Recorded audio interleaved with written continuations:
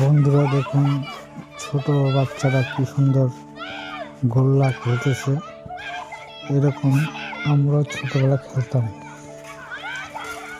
এদেরকে দেখে ছোটবেলার কথা মনে পড়ে যাচ্ছে। ছোটবেলার কথাগুলো খুব মনে পড়ছে।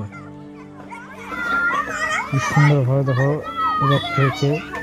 এই বয়সটাই হয়তো সবচেয়ে সুখের দিন।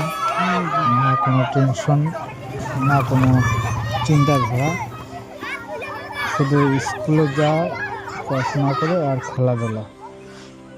এই দিনগুলো একদিন আমাদের এরকম ছিল। এদেরকে দেখেই আর কি দিনগুলো মনে হচ্ছে, তাই মনে হলো যে একটু ভিডিও করি, তোমাদের সাথে একটু শেয়ার করি। দেখুন দৃশ্যটা কি সুন্দর।